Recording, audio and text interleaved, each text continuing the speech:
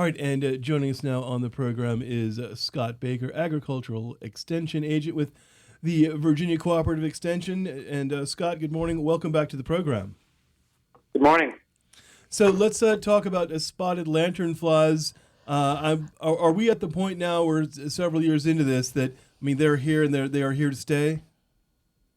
Yes, I believe that's correct. They've been spreading, westward and southward out of Lynchburg since we first found them about 4 or 5 years ago. So they're pretty well established in our area at this point. And one of the things that stood out when we talked about these was that you and other people were recommending if you see the things, just stomp them. Is that still worth people's time to do? I saw a woman chasing one down a sidewalk a few days ago. Yeah, I wouldn't. I guess I wouldn't spend all my time doing that, but because at this point there's so many of them out there. But any of them that can be squashed is one that cannot mate and breed and lay eggs. So I'd say yes, go at it. There you are. Now, what sort of damage do they do to like specific plants, trees, that kind of thing?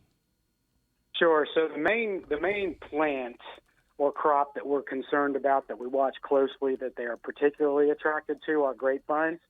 So if folks are either growing grapes commercially or even folks that have them in the backyard for family consumption, they can be pretty hard, the damage they do on grapevines. But so far, that seems to be the main crop. They will feed on a wide number of plants, but it's more a nuisance for more of the other plants. They do some cosmetic damage in terms of feeding that they do on the leaves, and they can produce a very nasty byproduct through their digestion process that causes a growth on the plants called sooty mold, which is black, nasty-looking stuff.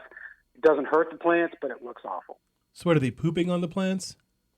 Essentially what they're doing, and there's a much nicer term for their undigested food called honeydew, which is a clear liquid. So it's basically undigested plant sap. So they kind of excrete that out the back end, and then this secondary mold, this black, nasty stuff, grows on that. So if people see this black, kind of chalky-looking stuff either on the tree bark or on the grass underneath, or if they have lawn furniture or an old car underneath their maple tree, they like maple trees for some reason, that's what that is. It's not harmful to the plants. It's not harmful to the grass. But it's a real pain because then you have to get a hose out and clean your lawn furniture, and it can actually get, this time of year, it gets kind of an acrid smell as well. So very unpleasant. So how did they get here again? It's been 4 or 5 years that they've been spreading. In Virginia, yeah. They were first found in the state of Pennsylvania about 10 years ago, and then they've been spreading south. They're really good at hitching rides. They lay their egg cases on like railroad cars and things that get moved in transit. So if you look on maps, basically, if you find the major interstates or the major throughways or rail lines, it's pretty much a straight line down through the spine of Virginia. So how they originally got here into Pennsylvania, I have no idea. That the entomologists say that with global trade, just like the brown marmorated stink bug, they probably hitched a ride on a ship or something.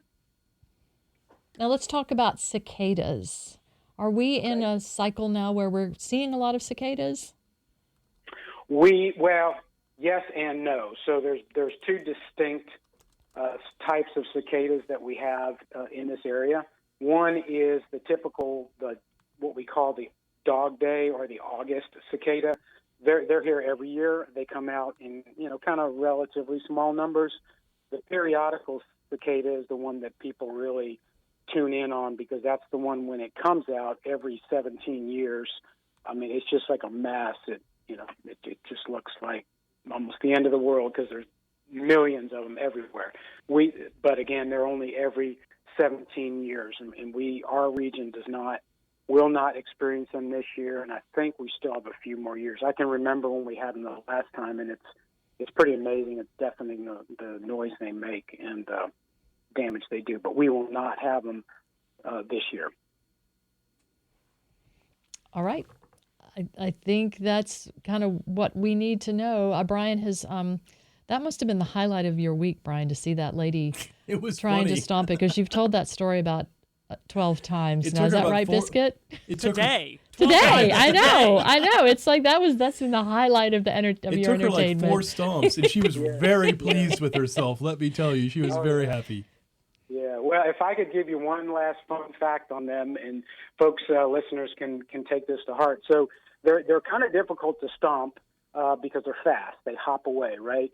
Especially if you come at them from behind. But if you come at them eye to eye, apparently the entomologists have figured out they can't jump backwards, so they're a whole lot easier to stomp if you come at them from the front side.